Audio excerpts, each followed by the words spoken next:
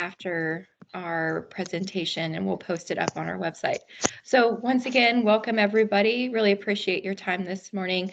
We've got a great lineup of speakers and panelists to talk about the essentials of grants. So let me get going. So again, hopefully you are in the right meeting on a Friday morning for the Essential Grant Skills 101. I will be your facilitator today. My name is Jessica Hill. I am the Director of Community and Regional Planning at GNRC. And I know many of you were here a week ago for our capital improvement planning basics, but just a reminder for those of you that are new, just a little bit of virtual etiquette. Again, I know most of you probably have done this throughout the course of a year and a half now, but please mute yourself when you're not talking. You can use the little hand raise feature. It's up on your top screen. I think it has a smiley face with a hand to indicate that you would like to speak or ask a question. You may also use the comment box, which is the little speak bubble, also just to open the conversation panel as well. Feel free to type in your questions or thoughts throughout the presentation, but we will also pause after each of the topics to give you an opportunity to ask questions. Just a quick overview of what we'll be covering this morning. I'm going to fly through an intro to GNRC for those of you that were here on Friday. Last Friday, it'll be a little bit of a repeat, but just want to make sure you're all familiar with who we are. And then we'll move into our panel discussion with Andrew and Suzanne talking about turning an idea into a project. And then our Matt Von Lunen with GNRC is going to talk about how you find money, where it is located. And then Sean Falzer will join him and talk about some tips and tricks for grant writing. And then we'll end it and let you all get on with your Friday morning. So I want to recognize the USDA Rural Development. This is offered through a grant that we have with them to assist communities to develop capital improvement plans. So really appreciate their partnership in the past, current, and looking forward into the future with them. So really quickly, who we are, the Greater Nashville Regional Council. We're one of 9 regional development districts established by the state of Tennessee to serve primary 2 purposes. One, to connect and coordinate across our region with state and federal partners, but also to recognizing that issues and challenges and opportunities don't recognize jurisdictional and political boundaries. We're here to assist and make those connections and offer partnerships and collaboration to solve some of the challenges that we're experiencing, but to take advantage of some of these opportunities that we're seeing with all this new growth and development coming in. Our programs and services really focused on kind of 3 primary pillars: aging and disability services, community and regional planning, and economic and community development, with a few cross-cutting divisions in the policy and government affairs and the research and analytics team. So now that I've gone through that, I want to make sure that I've got your attention, and we want to know who's in the room with us. So if you could grab your phones or pull up another browser and text mskipper999 to the number 2233. I'm going to open up a polling question just so we know who you are. So I'll give you a few seconds to do that with the instructions up. So again, mskipper999 to the number 22333. All right, I'm going to go ahead and move forward. So tell us your name and organization. Who do we have in? So we got some folks from White House, Sumner County, Williamson. Oop, don't know what's happening. There we go.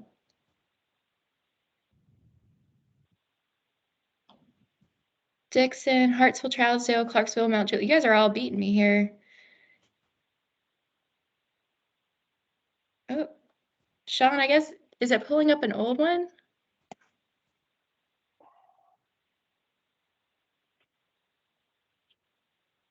That might be the case. I think those are a lot of the folks from last week. Yeah, it didn't refresh them. I apologize. Let me clear, and then we can try again. All right, sorry about that.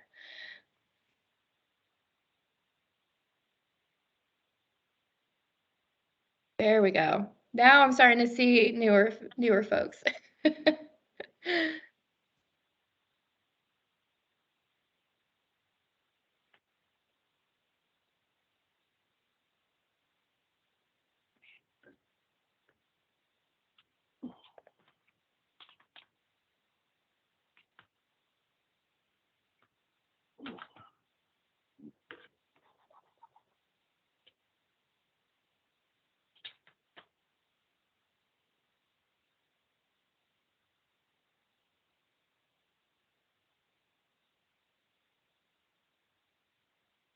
All right. Well, thank you, everybody. I apologize about that delay. So let me go ahead and move to the next one. Really appreciate everybody's time this morning and being here with us. I'm going to go ahead and clear this one also. All right. So we want to know what your role is at your organization or what department you're with, just to help us make sure that we're framing the conversation to what you're interested in hearing about. So give folks a few seconds to respond.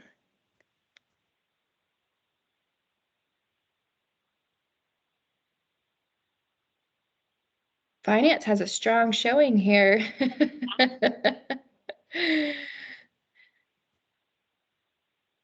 It's always important to have your finance team behind you when you're applying for grants. It's very, very good. All right, and I'm going to move forward. We want just to learn about what is your level of experience writing and applying for grants. Are you a beginner, an intermediate, advanced, or just in the wrong meeting and haven't had that cup of coffee yet, or none of the above? Hopefully it's neither D or E, but please, we look forward to helping you all regardless if you're in the wrong meeting. All right, a lot of beginners, a few intermediates, and a few advanced. Well, good. We have a broad spread, so hopefully we'll be able to address a lot of your questions. All right, so I'm going to move us along and right into the panel discussion and want to introduce our two panelists today. They are Susan Gerholt with the City of Gallatin. She is the grants coordinator there, and she's been about a year, a little bit over a year.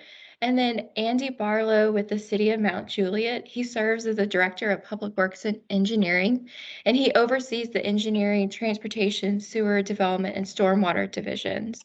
And prior to being the named director in 2019, he served as the deputy director for 5 years over the city's transportation network. So I'm going to ask them to unmute and join me, and I will start off right into the questions, starting with, well, here's their lovely faces on the screen, but also on the screen live in person. But these are our panel questions today, and we'll run through. And please, again, if you have any questions or comments, feel free to type them into the conversation chat box or raise your hand, and we'll pause for questions at the end of the panel discussion. We have about 30 minutes here just to work through these questions, and we might go down some tangents as they come up. So looking forward to the conversation. So Andy, first off, how do you turn an idea into a project?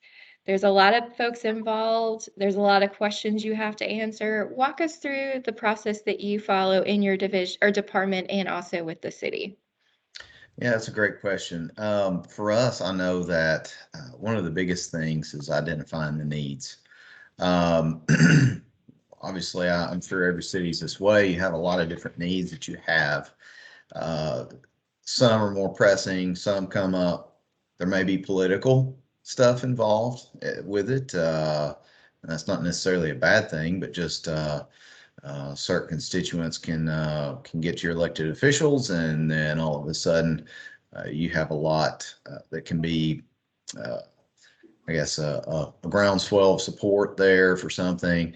That could be things. Obviously, within our department, we see a lot of needs either from a maintenance standpoint, from an engineering standpoint, and so those will usually form into that idea of a project from that aspect. So it can come from a lot of different ways. It can come internal, it can come external, but that's the general idea of how that happens. I agree. In the city of Gallatin, I meet with the mayor a lot to see what the ideas are and hear from the department heads what are the things as they get together that they're seeing collectively we need to do and individually that need to be done. When we're turning an idea into a project, it's usually something that's already been discussed or talked about, and we've heard about over and over again, either from our city council work sessions or conversations that they've been having weekly in those department head meetings. And so as we have those discussions, we kind of see what is available, who has the expertise in that area of knowing what those needs are and how they can be met. So lots of conversation in turning the idea into a project, and then defining who those people are in those roles that have the expertise that can do the pieces in grant writing, for example, who knows what the budget's going to be for that project, who can figure that piece out. Who can figure out the logistics for that piece, who's going to actually run that project, who's going to be responsible for signing off on that project. And so we kind of go from beginning to end and make sure that project is laid out and we have that project in line already. I think one of the things you and I talked about yesterday, Jessica, was having a list of those projects already in place and having discussed them before a grant opportunity comes out. Instead of chasing a grant, we're actually looking at what are the projects that need to be done and then finding the funding for it. Yeah. Yeah, that's a great example, or a great tip to always never chase. It's not good to chase grants. You oftentimes find yourself in a bind later if you once you receive it. A little bit of unplanned, potentially either through the match or anything else that could go not as planned. So I know one of the questions or things that we talked about, Andy, on the phone earlier was who, when you start thinking about these projects or these ideas, where are they coming from? Are they data driven? Is it staff just recognizing and seeing a need? Or are you hearing from residents that, like, man, there really needs to be a stoplight here, that park playground is really old and it could hurt somebody. How are you hearing about these ideas, whether it be from staff or your residents? Yeah. I know that one thing that we have here, and I'd say a lot of other cities are the same. You may have, obviously, I mentioned elected officials, but there's other levels of committees that I'm sure that cities have. For us, we have our Bicycle Pedestrian Advisory Committee. We also have a Parks and Greenways Board. Those are two key committees or groups that are going to be involved. They're going to be involved in planning. They're going to be involved in project identifications. What's a big help to staff is they're going to be really involved in trying to set the priorities. And so for us, I know we don't really have a problem finding a project. We have a problem setting the priorities of the projects. And so that's very key. Oftentimes it's, we think about it's elected officials. You may have elected officials that are very involved. You may have some that are hardly involved at all. And so, but obviously at staff level, we want to be equitable amongst those and amongst the representatives in our city. And so we don't want one district or area to be more represented in projects than another just because of that. So, it's staff identifying that. So there's staff involved, there's committees, and there's elected officials. Yeah, and Suzanne, I know you have a similar process or similar groundswell. Yes, we do, and that is the key, as you were saying that, Matt, or the process of that is the planning commission. I'm listening always to what the planning commission is going on, what has going on. The historic commission, the engineering department has their own group of people that they're talking with in each, whether it's stormwater or roads or public works and their departments. We have a Gallatin Beautiful committee. So there's committees of all kinds that are meeting that I hear from. And we work with lots of not-for-profit organizations too, to hear what are the needs, the true needs that are out there in our community and what's going on, and how can we partner together to make those things happen? How can we work with the county, or how can we work with maybe one of our organizations that's a not-for-profit clinic that's working with the working uninsured, or different things like that. And so we're constantly listening at, it's very conversation driven until we can get into the nuts and bolts of what that project is, and what makes a good project, is the greatest need, that prioritizing, like you said, Andy, and then the what is it that is going to do the most good for the most amount of people. You know, one thing I'll add to that, Suzanne talking, reminded me, one of the things that we try to do, especially, now it may not be as much for grants, but I think it can be there. We do it a lot for traffic calming efforts. We get the HOAs or the neighborhoods involved. That is key. You want to have that support from them. It's really a safeguard for us as staff, the elected officials especially, to say, hey, look, the neighborhood asked for this. The neighborhood wanted this. I did a poll or things like that, you know, where we have the commissioners reaching out. We have commissioners are our elected officials, reaching out to their neighborhoods, HOAs, whichever, trying to find and get that. And so it gives a little bit more of a boots on the ground approach to have the people that are actually there, living in the area, having them involved in it as well. I would agree. And Jessica, if you don't mind me popping in right there, yesterday, kind of on some of previous conversations we've had, it leads into that third question: how do you rally support? And last year I was new, as you mentioned earlier. I've been with the city now just a little bit over a year, and we applied for a Blue Cross Healthy Place grant, and we didn't know how heavily they weighed on the community input, but that was one of their requirements, was getting community input. The grant was coming due. We found out about it like midstream. I think we had a month for when the grant was open, and I was just learning about all of those things. And we had some community input, but we didn't have time to put together a community meeting to gather information. And we had heard about all the other requirements. We looked to see that we met those requirements for eligibility for applying for this grant. And so we put a project together that wasn't really something that had been discussed fully. And we didn't win that award, and we had some conversation, and part of it was we didn't have the community input. So this year we knew it was coming. We've been planning for a year. Discussions had been had about a certain park in a certain area of the city of Gallatin where there was great need for something like that. And so we began talking with the schools in that area, and they happened to have a back to school party going on at this particular park that needs a lot of help. And so we just put together a Google Docs form and took that out and had tablets where they could actually go in and complete the survey, the people that were attending that block party. And we could ask them questions like, if we have this opportunity to apply for a grant, if we win this grant, here's what they will provide. What are the things that are most important to you? And we listed all of the things that were available or eligible in that grant. And then they answered that question. And we got such a great response from that. And it was so exciting to see the response immediately. And Google Forms is great because it gives you charts and stuff immediately as well, that we were able to submit along with that grant application. But in that process of asking the question of the residents there that will actually be using that space, we saw firsthand that kids were coming up and filling out that survey, as well as parents and grandparents and other people in that community, like the not-for-profit organizations and the schools that were serving that community. And so then the next survey that we did, that we put in one of those not-for-profit places or in our civic center to ask those questions, we actually put ages in there to see what the breakdown was. What was it that kids were looking for? What was it that parents were looking for? What was it that grandparents or those support partners were looking for? What were the needs, the true needs of that community? And we're waiting to hear on that grant opportunity, but it was a much better submission of a grant this year than it was last year. Just getting that community input was huge.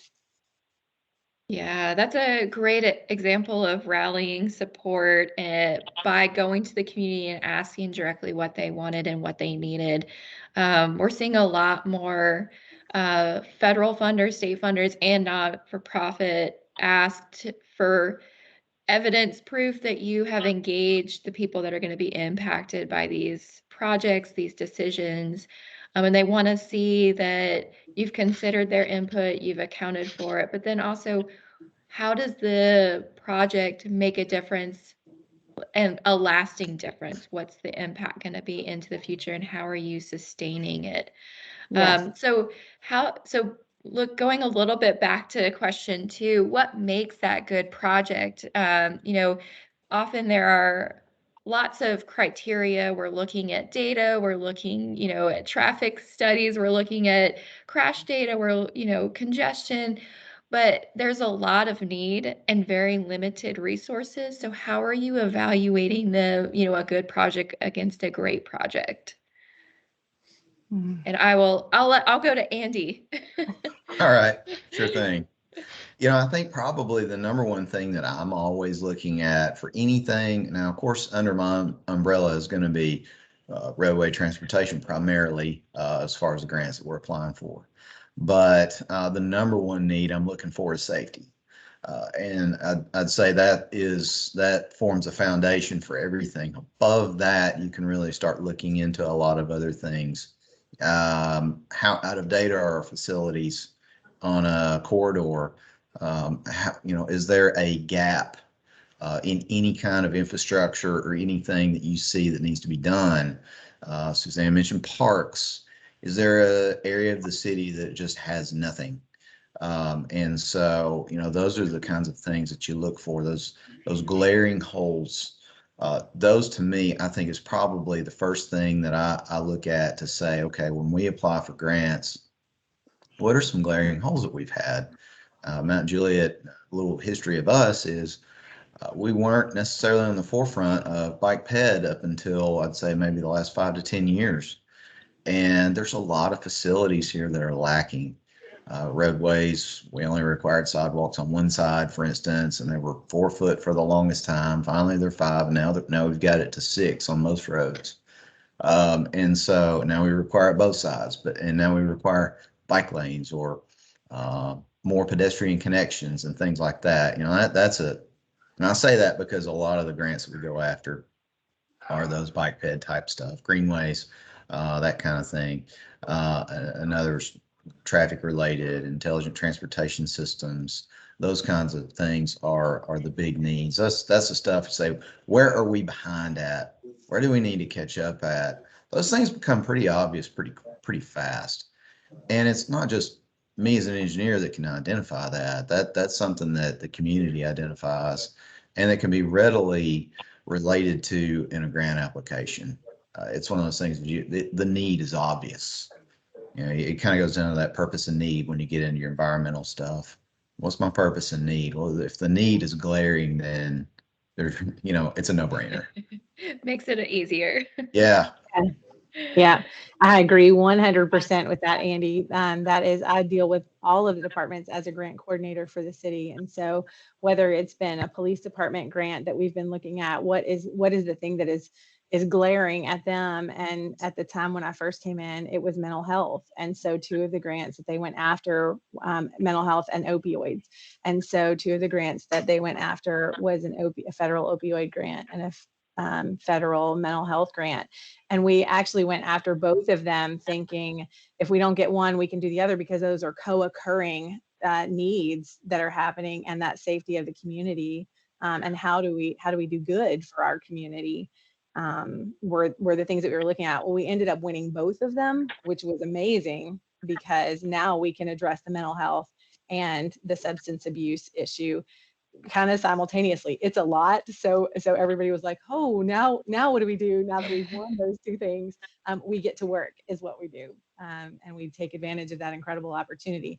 But greenways too, where are we behind? What are the safety issues? What is quality of life? One of the things that Gallatin is known for, because we are next to the city by the lake, is that quality of life and that balance. And so how do we provide safety and quality of life? Where are we behind in those? So Andy, 100% agree with that, keeping us current on what the needs are. And as we saw with COVID, things shifted so greatly. Now we had people working from home. What are they looking for? Really in their community, not so much just when they're at home or when they're traveling back and forth.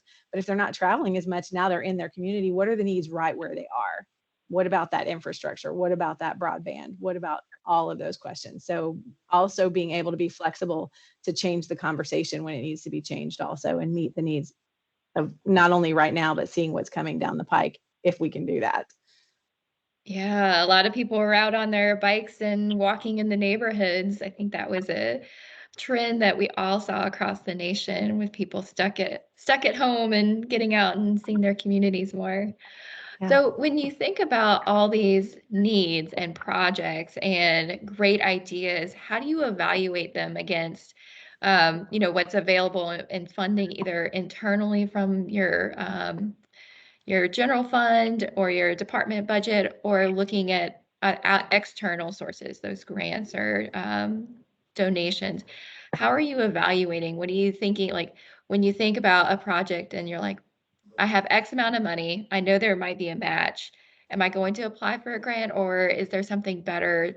This would be a great local funded supported project. So Angie, I'll start with you, because I know you guys are in the unique position at Mount Juliet, and similar to some of our other larger municipalities, that you can make those decisions and choices and move around projects and funding.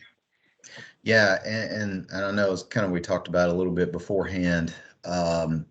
Mount Juliet is we're very blessed. I think a lot of cities in and around the mid-state are very blessed with growth. Has challenges, but it also brings opportunities with it as well. One of the opportunities is a healthy budget, a healthy local budget, and of course we want to be fiscally responsible.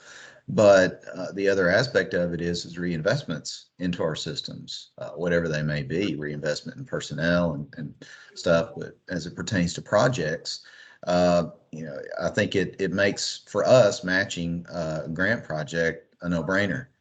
And I'll say this, kind of as I came to the city, 2014, we were applying for spot safety grants through TDOT for a traffic signal. And so that grant ended up being a value of probably about less than $200,000 for us. And now we're at a place where we had 3 signals approved locally in January, going into this, even into this budget year, as we're trying to get these done. And the issue is not as much money, but speed. And so one of the things that you've got to evaluate is, what's the speed requirements? What is the grant itself? What's the timeline going to be? Federal aid grants obviously have a lot of federal regulations that go along with them for transportation. That could mean years. But some of the others that may be less restrictive, you may be able to complete in 6 months. It may just be filling out the application, and with a good application, you have your funding, and you may have a little bit of reporting on the backside. And so I think one thing to evaluate is the time. How fast does your elected body want this done? How fast do you want it done? What's the need for the current budget year? What's the matches? And then understand a little bit, okay, where's my group of competitive grants going to be at? And I think familiarizing yourself with the grants that are out there and trying to say, okay, for these types of grants, it's going to be good for us to focus this type of project on these grants. I know at our local level, we've been very blessed financially. And so the idea has been we have several roadways lacking. And so let's put local money on the roadway. I won't necessarily say widening, but fixes, whether it's safety issues, maybe some capacity expansions, and that kind of stuff. Let's throw local money at that because we want that to go faster. Well, but we can have more opportunities in bike ped. And so let's try to do more grants on bike ped related type things. And so that way you can still get a balance, and we can be moving the whole system forward in a good, positive manner. But I think that's the biggest thing you've got to figure out is, how much funding do you have? What's the timeline? I don't know. I've worked with cities prior to coming to Mount Juliet that don't have a match. The match is very hard to come by. And I don't take that for granted. And I know that is something very, very important. Some cities it may be a stretch to get the match. And so for that, I think it's very important to consider, is this 80-20, meaning 80% state or federal, 20% local? Is it 100% only up to a certain point? And trying to balance that out to see, first, take out the idea of, okay, does this match? Could it replace general fund money? Could it replace a enterprise fund money? And if that's the case, then it's a no-brainer. But you've got to figure out where the money's coming from, and not just that, but staff time. How much staff time do you have for projects? Can you be too successful with grants and get too many projects? I can say yes. Yeah. We can say yes to that. Absolutely. It has helped me because I am fairly new to governmental accounting, and please forgive me, Jessica, for not getting this information to you ahead of time. But my prior experience was in retail accounting, and in the private sector. So as I began working with the city of Gallatin last year, I was learning all kinds of things about how the government works, just logistically and financially, and all of those things, and learned that I need to be a better involved citizen as well. So learning some of those things, I'm still learning, and the evaluating the projects against the funding sources and priorities was helpful, that to meet other people who have walked down that road ahead of me, who can answer some of those questions and really know those grant sources that are out there, and be able to ask those questions of them as well. Like, what do you see that's out there, and how do these projects best fit in these funding sources? And the idea of, can it replace some of those funds that we use in the general fund? Then yes, it starts to make it a no-brainer. Okay, then those monies are freed up and I can use them somewhere else, and this will do that. And those matches, some of them are in-kind matches. So first, we're asking the question, because it is going to take staff time to work on those projects. Who's going to be responsible primarily for that project, and what role are they going to play in it? But can some of those matches be used by that staff time? And so the in-kind matches, like on our police grants, for example, 25% of their time that we're already paying salary for is going to be used in administering that project. And so some of that is going to be used as a match. We're paying that money out anyway. And so we're able to use that as a match, so that funding that is coming in, we're actually able to use on the project. But we can balance it that way. I don't know if that was the right way to answer that, or if that was similar to what you were saying, Andy, but that's kind of what I was thinking when you were sharing that information as well. Yeah, it's always good to ask if in-kind, donation, like anything, finding other avenues of making that match, that's a great point, Suzanne. Thank you. Well, we have like 3 more minutes before we let everybody ask their numerous questions that I know they're holding on to and getting ready to raise their hands for. So as we get down to 8:55, everybody has 3 more minutes to formulate some questions for Andy and Suzanne. I just want to ask you all both one more question.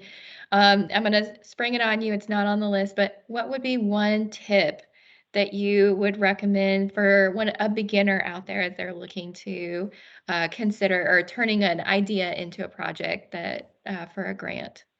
So one tip. And Suzanne, I'll start with you. I would say make friends with whoever you can make friends with, and ask all the questions that you have. Especially when you're just beginning, a lot of questions seem like, oh, I should know this already. But if you don't, just ask the question and create partnerships and work in community with other people. As we all work together, we make the world a better place for everyone. Yes, the phone a friend, right? Yes. Don't hesitate to phone a friend, email a friend, text a friend. If somebody's an expert in whatever area it is that you're looking to meet that need, find out who the expert is and go straight to them. Great tip. All right. And Andy, what is your tip for those beginners or new to grant writing? Yeah, no, I think one of the biggest things is it can feel like foreign language for a lot of this stuff. I know for me, I joke, I say I speak TDOT, which means I can speak in acronyms. But I don't know the fire department grants. I don't know the police department grants. I don't know the terminology associated with it. And so, there's a lot to learn, and to try to learn, okay, what's this acronym? Everything's going to have an acronym. What does this acronym mean? We're in government. Yeah, exactly. Right. And trying to identify if it's an acronym or an actual person sometimes can be a challenge. And so, trying to identify that and understanding that to where you say, okay, I know what this is. If it's a funding source, it's going to be an acronym. And so, okay, what is this good for? And trying to kind of understand these umbrellas for what it's going to cover, and say, okay, well, I'm starting to familiarize myself, working through some grant applications, and familiarizing yourself with what this could cover. I think for me is, okay, what's out there? Let's try to figure out what's out there, and then say, okay, what could it apply to what? And that's going to take time and just experience working through it, obviously. But just same as Suzanne said, with us and local government staff, there's always going to be people here who have worked in our respective areas. Same for the GNRC staff. GNRC is, I mean, obviously my working with them is more on transportation side, but as you started out at the beginning, it's so much more. And so I think it's relying on those. I always say I'm not afraid to ask a question, or not afraid to say I don't know. And to know who to ask is probably more important than knowing the actual answer. Yes. Yes. Agreed. Well, thank you both. I'm going to open it up for questions from our attendees. So if anybody has a question, feel free to type it in the conversation chat box or raise your hand and we will get started. And it looks like we've got our first one. So Tim, if you would like to unmute yourself and ask your question, please feel free to do so. Yes, I've been following along with a lot of this, and especially with Suzanne. I'm new to government. Welcome. Yes. And I'm from the city of Ridgetop, a very, very small community. And one of the key points that both of you have referenced is find an expert. I need an expert. We are in the process of basically three large projects. First and foremost is police startup. We're attempting to get our police department set back up. We've got a sewer expansion that we've got to work on. We've got a bridge replacement project that we've got to take care of. And these grants, I'm totally unfamiliar with grants. I need help. Who, where, how can I get started? Andy, would you like to answer that one first, or would you like me to take a stab at it? You can take a stab at it. You may have more with the other areas with police. Maybe Andy can do the bridge and Suzanne can help with the police. So when I came in to the city of Gallatin, and thank you for what you do up in Ridgetop. We've been up in that area and it is beautiful and it is small. And so I appreciate the challenges that come with that, with those smaller communities and those bigger communities. I just kept asking the question, who is the expert on this? And I got lucky sometimes along the way, and other times I beat my head up against the wall. In all honesty, I went to each of the department heads. I don't know in Ridgetop if you have department heads in those areas. But we have an engineering department head, and I kept asking him, who are the connections that you have? And I would reach out to every single one of them. We ended up with a consultant both in the police department. One of them worked for MTSU. He was actually a professor at MTSU who helped to write actually all of the grants that they've gotten federally. And so he's my person I ask questions of. And if he doesn't know the answer, he will track down whoever might know the answer. But he was already working with one of our lieutenants in the police department. So I go to the lieutenant, I go to the mayor, I go to whoever that consultant is. And the same thing with our transportation grants that we've gotten, and we've gotten like 5 of them in the last year, I think. There is one consultant in particular, and I don't know if it's fair to say who they work for. Like that's where I don't know in government where the lines get crossed. Yes. But we do have a consultant that we've worked with on other projects, and I just happened to find somebody who was very friendly in that. She happened to have local government experience, and she helped walk through the writing of those grants. And she knew all about GNRC and the TIP process and all of those things. And so she just educated me along the way. And then I worked along with our city engineer and our city planner.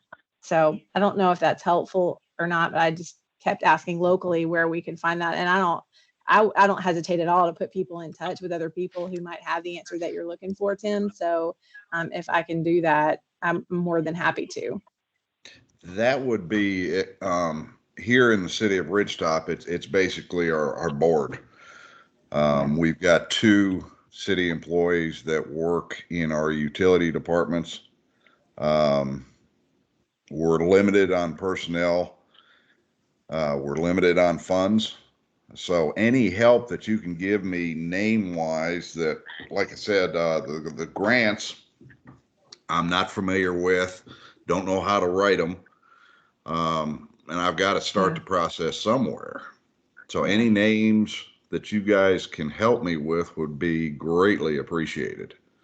Yeah, I will tell you, there is Lauren Gaines at Barge Construction was incredibly helpful to me, walking me through the process. I can connect to the 2 of you. Nick Tuttle in our engineering department was very helpful. Bill McCord in our city planner. He is great at finding the funding and helping put those pieces together. We work together pretty intimately. I had helped write a couple of federal grants before I came to the city for some not-for-profit organizations, but we did not win them. I worked with some state department grants in the health department prior to coming to the city of Gallatin. So it really has been a matter of just reaching out to whoever I can. And I don't mind. I can share my email address with you, and please feel free to reach out to me. I'm going to go ahead and put it in the chat. Yeah, and Tim, I will say, definitely our next 2 speakers from GNRC are great resources as well. Matt Von Lunen is working with numerous communities on 3-star grants, on the American Recovery Fund, the COVID relief stuff. So be sure to, reach out to Matt Von Lunen and Sean Falzer. They're our next speakers, so they can hopefully maybe answer some of the questions that you just posed. Okay. And they are fabulous. Sean has been very helpful. Everybody at GNRC has been very helpful. Anna Emerson, I ask her questions all the time. So yeah, everybody.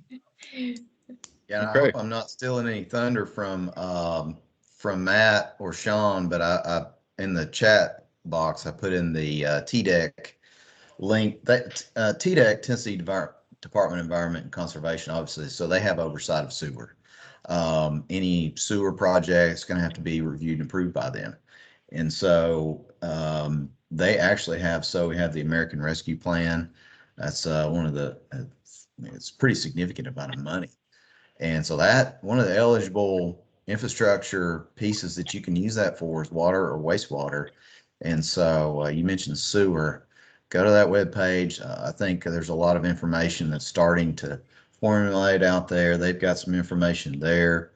I know our finance director and deputy city manager have both attended some informational webinars on that, and so and that's an option for us as well. We're looking at with some sewer projects, especially with sewer costs the way they're going right now. The grant funds are going to be very welcome. So that's one resource that you could use for sewer. A lot of our sewer, so we have sewer under my umbrella as well.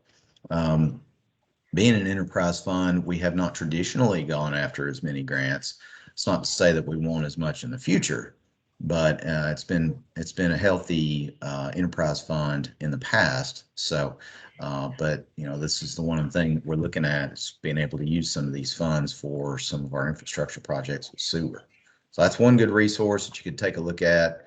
I've not walked through it yet, so give that caveat. It's changing there. every day a little bit. I was going to say everybody's just starting to walk through it, and that was a There's great no final point, rulings. Andy. Yeah.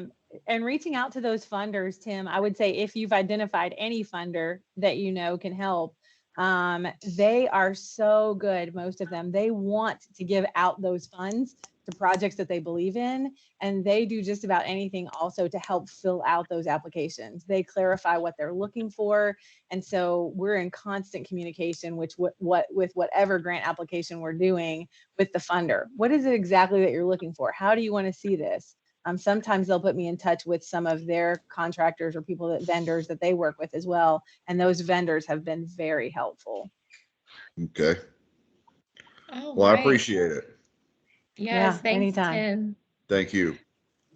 All right, Andy and Suzanne, thank you so much for spending your morning with us and answering those questions and sharing how you turn an idea into a project. I really appreciate it. I know that you might need to jump off, but you're welcome to stay on and join us through the rest of the presentation. But really, thank you again. Really appreciate your time. Thank you, Jessica. You're very welcome. Thank you all very much. Yes, thank you.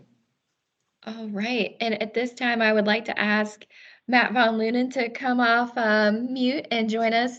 Matt Von Lunen is going to share where you find the money. So I didn't want to do a Jerry do my Maguire best. joke. I'm not going to yell, "Show me the money." But Matt Von Lunen is our Chief Thank you. Economic Development you. Officer at GNRC. So I will turn it over to you, Matt, to show people, walk through where they can find federal, state, and nonprofit private. Absolutely, yeah. If you don't mind, as we go through with the poll question, just forwarding the slides for me since I'm joining on my phone, I'd appreciate it. But yeah, happy to do it after this poll question. Yeah, so we have a poll question. We just want to make sure that you're all still in the room after that horrible Jerry Maguire joke. But what words come to your mind when you think about grants? So again, you can text MSkipper 999 to 22333. I know there will probably be a broad, overwhelming. They can be very much so. I know when I think about grants, it's also just sorting through that huge list. I'm not going to do anything in health in Africa. I need a transportation grant in Tennessee. Hard, free email. Oh, what? I guess they're asking what Matt's email is. Planning for it's time consuming. Yep. Headache. Yes. And it's just the beginning. Once you get that grant award, it just keeps going. All right. Well, I think we've got some good starting place, Matt, for you to show them the money. So I will move on and let you take over. So I will go on mute and I will move the slide deck for you. Thank you. So here we go. This is, we just had great panel discussion talking about everything from greenways to public safety initiatives. We had the sewer discussion come up. So this is just a real just kind of everything in one rubric here we have for different things to consider depending on the project type.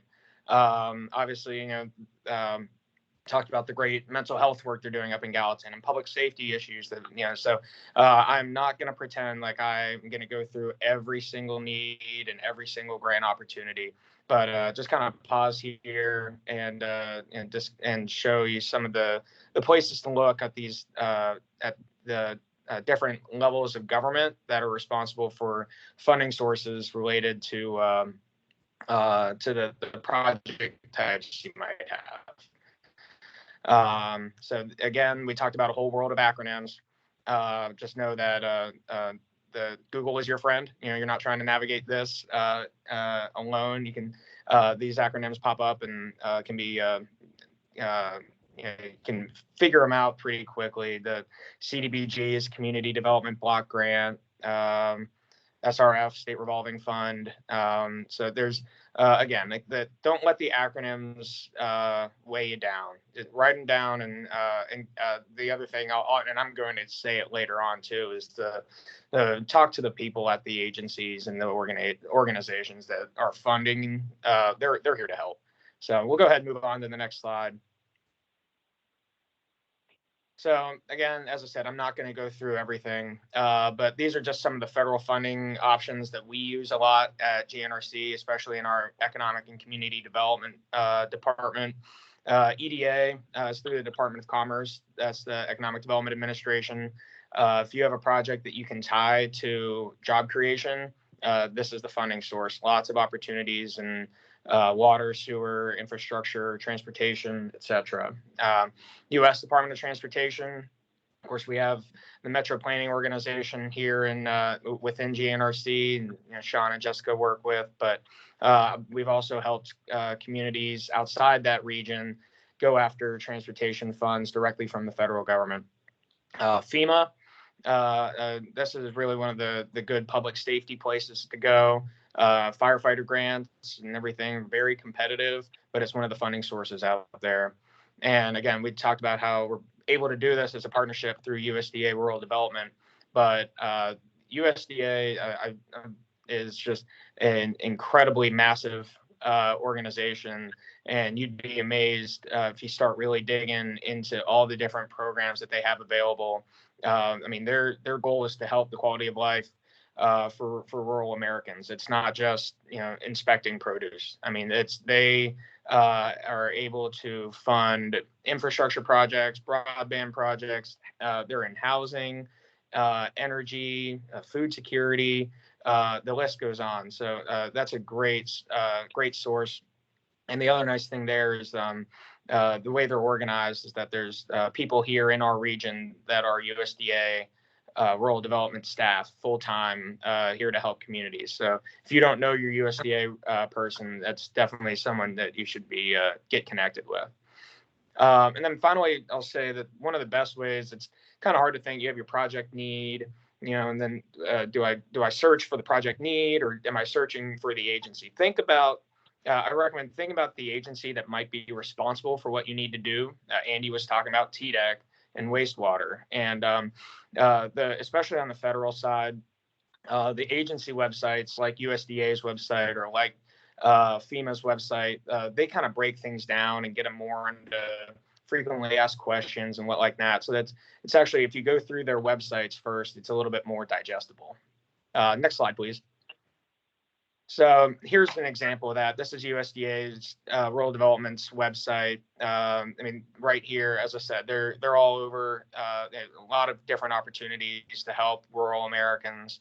And so rather than trying to dig through the grants.gov, sometimes this is the easiest way to do it, and dig into this information this way. So next slide, please. So again, I did mention grants.gov. That's you Google grants, and this is what pops up first for obvious reasons. So grants.gov, you'll see I had an arrow up there in the top right, that search bar. There are two different things there on the left. You see it's either look for grant opportunities or search the website, and that's a great place to start. I will say that we were talking about terminology. Andy speaking TDOT, for example. Sometimes you need to search wastewater, and then you need to search sewer, and then you need to search lift station. Yeah, so it's not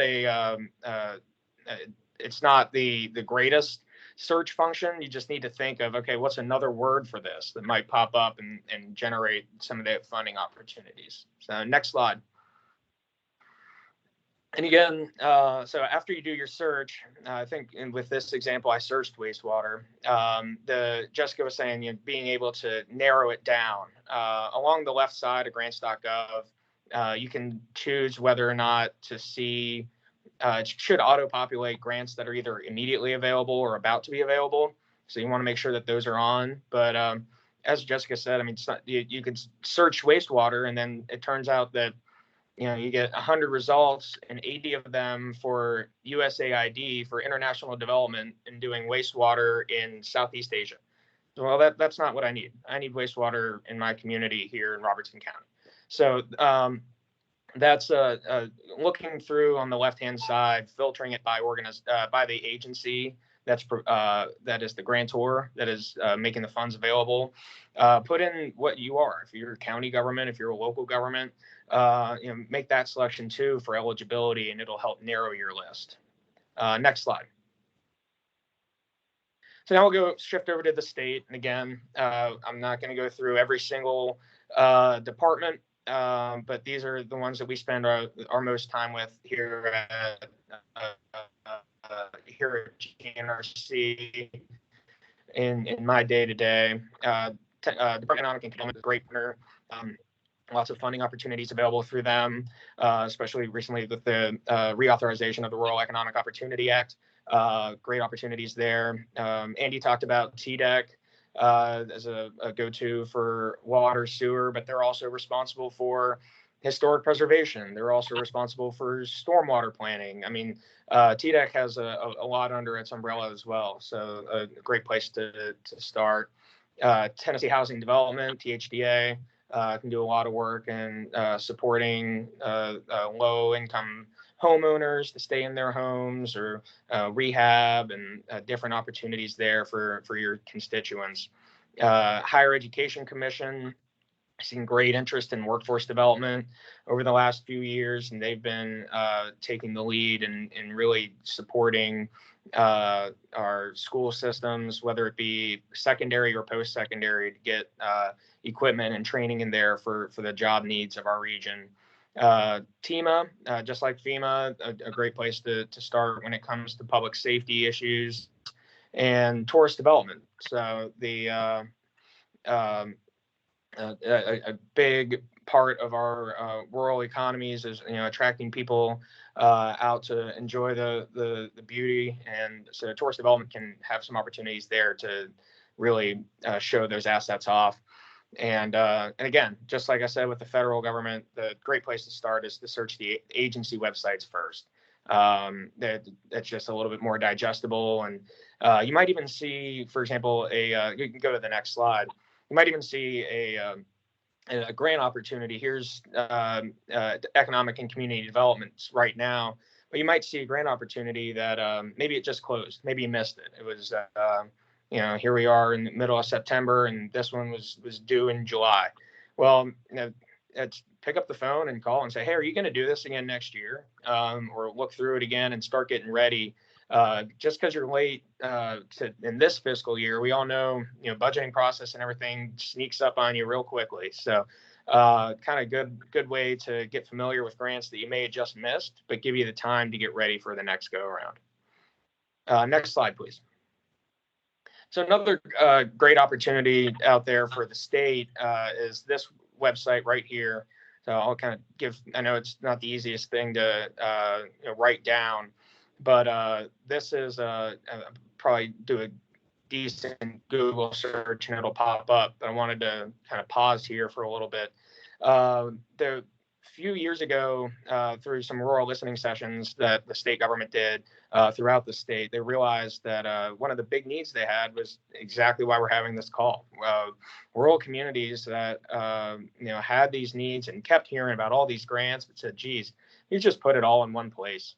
Let us search, please. I mean, that's we need to make this more digestible. So the state heard that and they created this database. And so it's a little outdated. It's hard to, just with funding sources constantly changing every fiscal year, multiple agencies, it can be a challenge, but they do their best. And this is just an example on broadband. The opportunities that popped up, I did just for this, but this is a great place to start as well, to dig into what's available at the state level. Next slide. And then finally, there's private foundations. Sometimes your project is a great fit for what's out there at state or federal, but sometimes private foundations are actually going to be your better partner. Great place to start is Community Foundation in Middle Tennessee. Have their website on there. And the big thing is to really know that if you look over, and we kept talking about, find your experts. If you look over at the Our Team tab on that website, just look for the person that has the subject area expertise in whatever your need is, and contact them. They'll be able to either shoot it to you straight and say we have nothing out there for something like that, or say, yeah, let me put you in touch with this foundation or this company, etc. So moving into that in private businesses, and that's some of our businesses in our community. I mean, they want to make sure that their community is a great place for the people that work there. They want to attract people to move there to work for their companies. So they have a vested interest in supporting communities. Think about what you want to do, and then think about who would have interest in that, who has that niche. Suzanne was talking about the Blue Cross Blue Shield recreation grants. I mean, health insurance companies have a vested interest in making sure that we're active and healthy, and so that's a great place to look whenever you're trying to do a project that's in that subject area. And then the other one to consider too is higher education. Whether it be a public or private school, if you are fortunate enough to have a college or university in your community or near your community, they're a great place to start because they also speak grants. They live grants, federal, state, but then they also they know the alumni connections and who might be interested in supporting your projects along the way. So definitely a resource you don't often think about, but definitely something to consider as you're trying to look for a way to get your project done. So next slide. All right, now we're at the tips section. You want to go ahead and take it for a little bit, Jessica? Yes, thank you, Matt. Really appreciate it. Those are great resources that you shared with the group.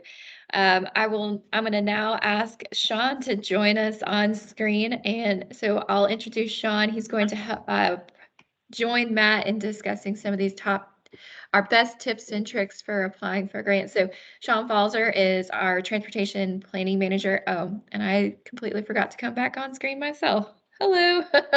Sorry about that. So Sean Falzer is our transportation planning manager at GNRC, and I know a lot of you have worked with him on developing some of your transportation projects and applying for COVID relief funds. So I'm going to hand it over to Sean to talk about some of the tips that he has learned and shared with others through these numerous years of working in transportation planning and also on the state infrastructure capital needs list. So lots of experience that he will share with you, and Matt will also stay on because he has helped communities apply for numerous water, sewer, housing, and the 3-star grant planning grant. So I will hand it over to you, Sean, and I will move the slides when you need me to. I think I'm gonna let Matt keep rolling for a few more, right? Sounds good. Yeah, we'll just bounce back and forth, Sean. We'll go to the next slide. So again, world of acronyms. One of the first ones to know in grants, especially on the federal side, is NOFO. Notice of funding opportunity. And so right here is an example of one from the Economic Development Administration. You'll see there, if you look in the top left, yes, that is 42 pages of information on this one specific grant. But it is so important to take your time and look through these, as painstaking as it can be, and make sure, am I an eligible entity to apply for this grant?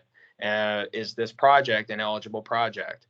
Is there anything out there, just the basics? When's it due? How long does it need to be? What do we talked about? Is there a community engagement piece that's a requirement? Things like that.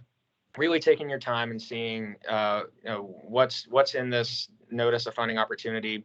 They do a pretty good job of the first few pages being a summary, and then you can dig in after that and into the table of contents and get really into the specifics. But I can't stress how important it is to focus on that eligibility and taking your time through these federal NOFOs. Next slide. So again, I was talking about being an eligible applicant, being an eligible project, your due dates. The main things you can do is just, as you're looking through that, really kind of read between the lines. Think about, if I'm a federal agency, what is the purpose of this funding? So I talked about with Economic Development Administration, it's create jobs. So if I want to put a water or sewer project together, I need to constantly be thinking in the back of my head, how, this is how it creates jobs. This is how we're making jobs with this sewer extension project, etc. The other thing to really note, and as you go through there, is you're going to start to see these keywords keep popping up. That remember, even within USDA, I was talking about how broad it is. That they have their definitions. You might call it something different. Remember to use their definitions and their keywords often. They're going to want to see that back to them so that they can then defend that project whenever they ultimately choose it, because it's going to clearly state the same exact verbiage that they're looking for in that NOFO. And then also to make sure that you're following their template. It's the nice thing is that a lot of NOFOs have a very specific order of things that you need to have: title page, table of contents, narrative, budget. I mean, just make sure that you're using their template, and so that and then point out every area. If in the narrative it says you must address these 5 things, call it those 5 things. Next slide. So again, we'll go kind of through these are just some of the little things that can easily trip you up, but the attention to detail is really important. I think it's been mentioned throughout this morning, but number one is contact the grantor, contact the agency. Most of the time, they are there to help you. They're not trying to look through that grant application and find one thing wrong and say, well, don't have to read the rest of that one. It is their job to help their communities access these funds. So contact the grantor, attend those webinars, show that you're interested, and make sure that you fully understand what they're trying to do. The other great thing, some grant opportunities provide their scoring rubric, just in an effort to be very open and show exactly how they're going to consider projects. So read through that rubric as you put together your grant, and then afterwards, send it to a coworker or a trusted friend, or even send it to us at GNRC and say, hey, can you read this and give it a one over against the scoring rubric, and let me know if there's anything that I'm missing that would make it so that I'm not going to get all the points that are available. And then finally, formatting matters. I was talking about the table of contents and following the order of the specific areas of need. If that narrative says you must address 5 things, call it. Chapter 1 is item number 1. Chapter 2 is item number 2. Call it out. Make it easy for the reader. They're going to be looking at a ton of these, so the more plain and right in front of them, the easier it's going to be. And then finally, just pay attention to the length. They say that it can't be longer than 10 pages. Then don't make it longer than 10 pages. And you'd be amazed. You think, oh my gosh, this is a report like something from high school. I can't believe I can't write 10 pages. You will be amazed how often you find yourself trying to pare stuff out and pull it back to meet page limits. So go ahead and next slide. I'm not going to go real in depth in these, but just know that if you're looking for federal grants, these are the 3 steps toward accessing federal grants. Your community might already have these, and that way it's just okay. If you already have it, make sure you have the login information right. Make sure everything is squared away. But the DUNS number is where you start, and then that allows you to go over and get a SAM number. Now, the SAM process, that can take a little time. This is not something that you just start up about a week before the grant's due. That requires a notarized letter to the federal government, and can take a while to come back and get everything set up. But it's necessary to get in the system for receiving federal funds. And then you take all that, and then you go over and register into grants.gov.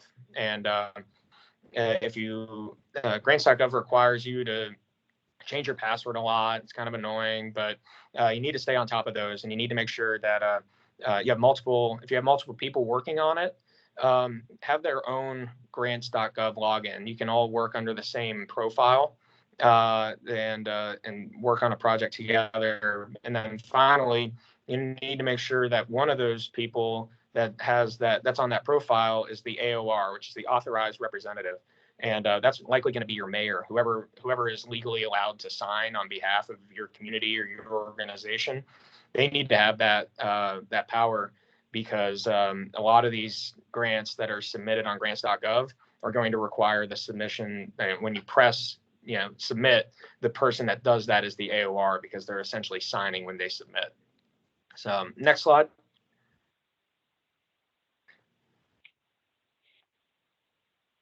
All right, again, so just kind of some pro tips to think about. Recreating the past. A lot of grants are, a lot of grant opportunities will show the applications, or at least the projects from the past and what got funded. Dig into those. See, if there's something that really matches the exact same type of project you're trying to do, copy it. Obviously not word for word, but take tips from that and use it in your application. And just the same, if you see something that's not that wasn't funded, but it sure looks like your project, figure out why. Make sure you get out in front of that, because that might not be the right funding source for your project. Eligibility and capacity. I kind of hit on it a little bit earlier, but really, really clearly explain in the application how your community is eligible. Whether it's, is this just for utility districts, or can I apply for it as a city? Explain exactly how you're eligible and why, and then do the same with the project. So, use the words that are exactly in that notice of funding or that request for projects, and explain how your project is eligible. And then show, we talked about, getting the funding is just the first step. Then you need to manage the project, and it takes staff time. You can always reach out to us for help, or others out there, but explain how you're going to run the project, and you have the capacity and the experience to do so. And then finally, data is just so important. I can't stress enough how important it is to have good quality data to explain the need, and then also explain what success means. Having real hard deliverables to say, it's not just, well, this will improve the quality of life. Well, we're sure that it will, but how many homes will be served? How many of those homes are low to moderate income? How many of those homes are maybe from another underserved community? Do they have how many wells tested poorly, and that's why they need the water line extension so badly?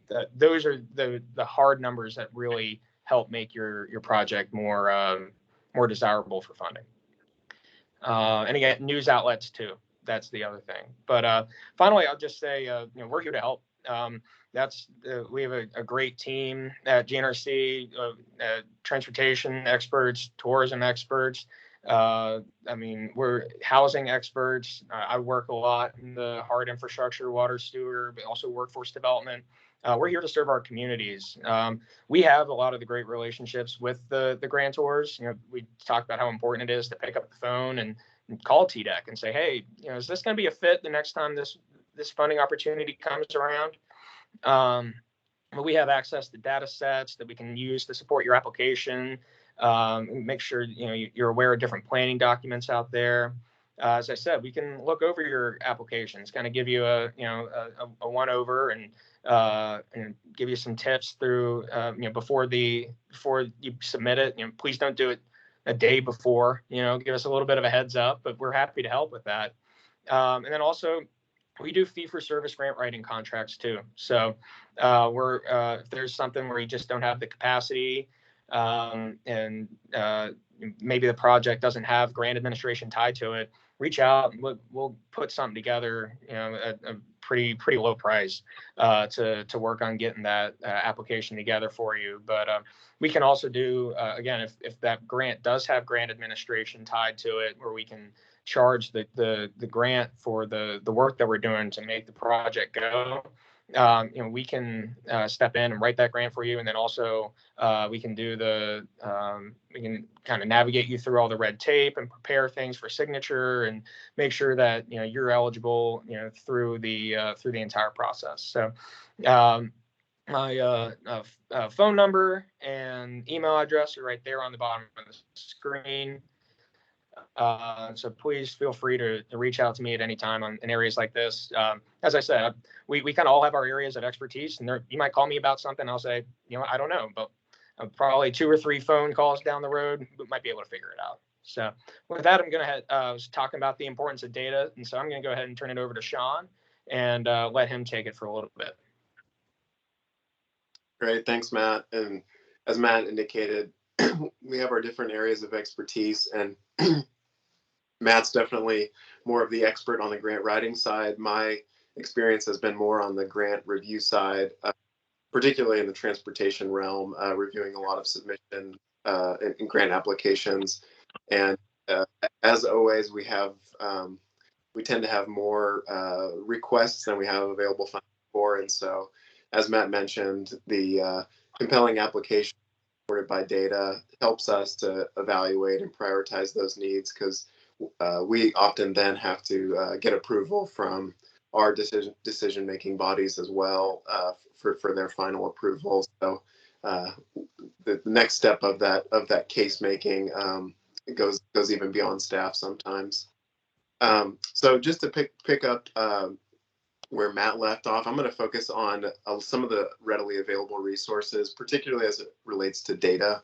I think 4 years back, when the MPO program integrated into the Greater Nashville Regional Council, one of the big pushes was better access or common access to data in one location that was readily available. And I think most that are familiar with GNRC has seen the work of our data team and how over the years they've made a lot of the data that's available from transportation, environment to land use readily available and top notch. I like to think of them as the best data shop in the state, but those common sources of data I think are really useful when you're trying to pull together information for an application. Just a couple of examples of some of the data that we have available on our website ranges from kind of policy and environments, so boundary information, city and county, city limits, county boundaries, as well as some of the policy or regulations associated with those boundaries, such as land uses. We also have data related to the physical environment, and so we're talking about land, such as what's there on each parcel, what type of building, and then also physical infrastructure. So anything from parks to transportation infrastructure, sidewalks. A lot of that information is readily available and searchable. We also have a lot of socioeconomic data, so information on the people that are within your city limit or county, looking at household characteristics like access to households or vehicles per household, or the jobs that those residents have or that exist within your city boundary. Also race, income, information like that. And then performance information. I think we have a lot on housing the MPO. We have a lot of transportation performance of the system, whether it be traffic related, so number of crashes or fatalities on the roadway. Could also be travel times related to traffic congestion within the region and how long it may take to get from point A to point B. Then also transit information, so the service frequency and how often you'll have transit vehicles operating on a particular corridor. And so just to kind of showcase on the next data that's available to support your needs. here's a map of some of those examples, but growth and development, if you want to kind of zoom into the project level or zoom out to the regional level, we have a lot of information, areas that are already developed, and also areas that are likely to grow and develop in the years. Information about congestion. So look at highlight a particular corridor. You can indicate that to accompany your narrative as part of this corridor. This throughout the day. Similarly, we've got information. Sean, you're breaking up pretty bad. I don't know if it's something on your side or my side. Let me, does it help if I take my video off? Yeah, probably. Okay, let me try that. Apologies for that. So we have the available data, crash information, as I mentioned. We also have a lot of the environmentally sensitive layers, and so floodplains, steep slopes, and other environmental information that help you determine what potential challenges or constraints that you have to implement a particular project. And then also some social equity information, so you can be aware of some of the traditionally underserved populations within a project area. Going to the next slide, as I mentioned, all of these resources are available on our website. We have our gnrc.org/dashboards that contain a lot of these dashboards that contain fairly update on a reasonable time frame on information safety, to crashes, to elderly residents within the region. We had even COVID-19 trends, and so these dashboards, I think, are really nice and easy to use, fairly digestible. And I think that what our data, GIS and data experts have done is kind of done the hard work of preparing a lot of this information so it's digestible, because we recognize that not all the local governments have GIS experts or data analyst experts on staff, and so they've done a lot of legwork to get this information into a way that you all can then view it and get some key takeaways to then use for your own purposes. And then also for the we have the gnrc.org/maps, which this is our data portal that has a lot of interactive maps that you can use. And so even if you don't have ArcGIS, you can view these layers and click on features like parks, sidewalks, crash, so that you can, as you prepare your application, to help your justification of those needs within the area, and give those grant reviewers a real picture of what's going on within your community.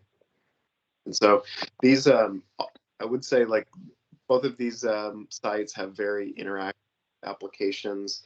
They're very searchable, so you can, similar to the grants.gov, you can, or the grant database, you can search for what you're trying to look for, and that'll help get you to what you're looking for fairly quickly.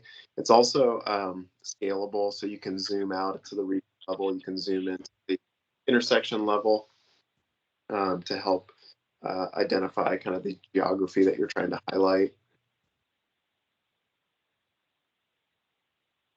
And then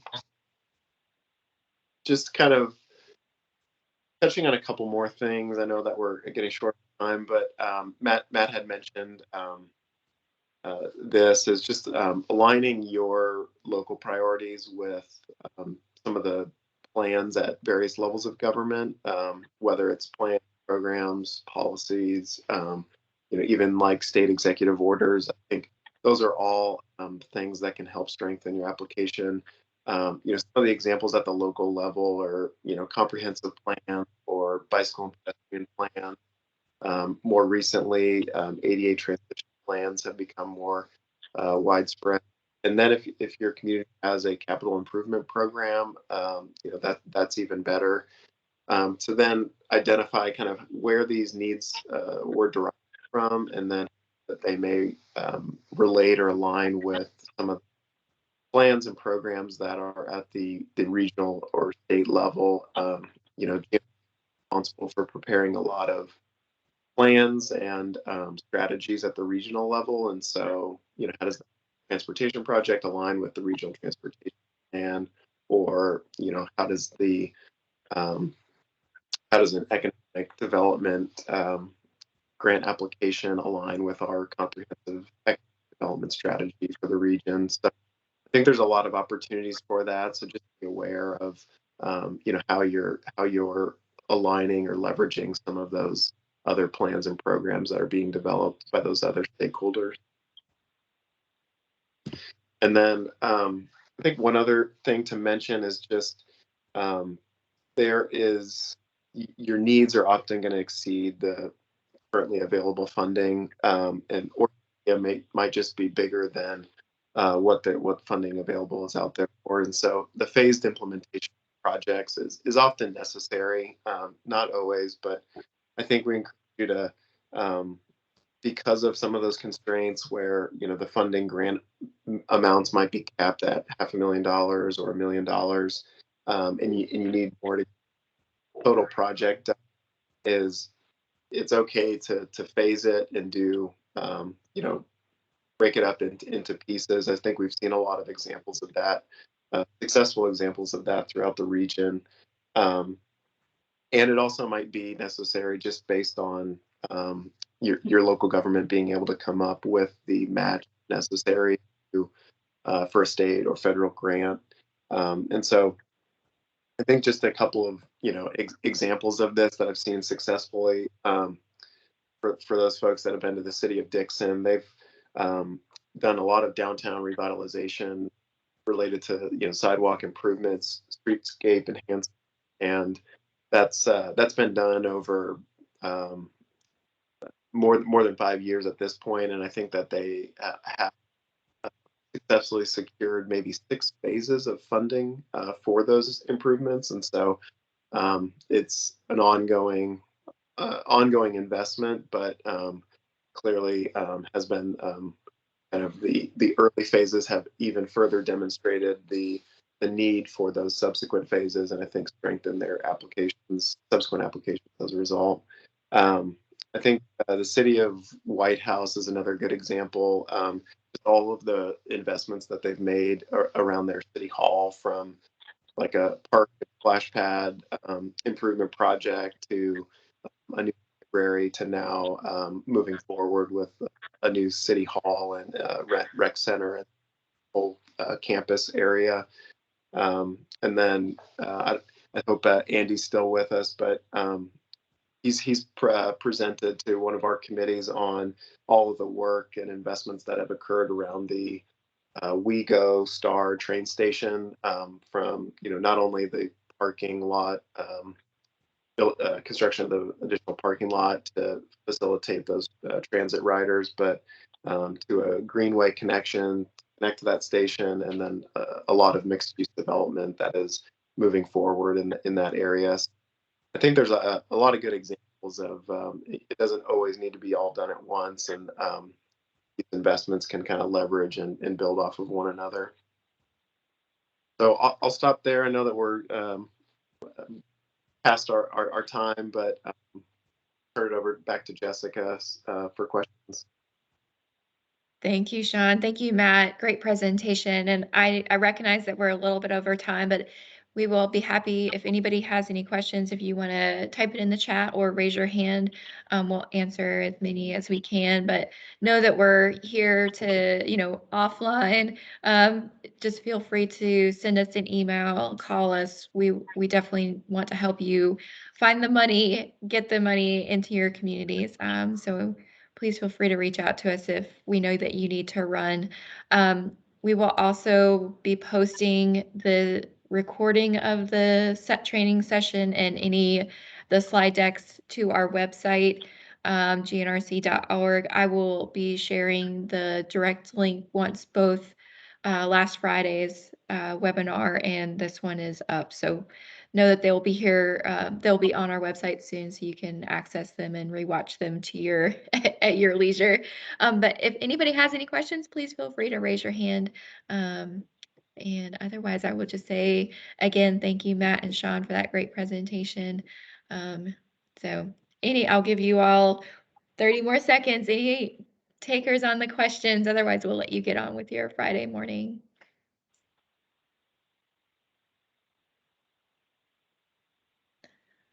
All right. Well, Matt and Sean, you guys got off easy today, so we'll let everybody get on with their Friday. Once again, we really appreciate your time with us today.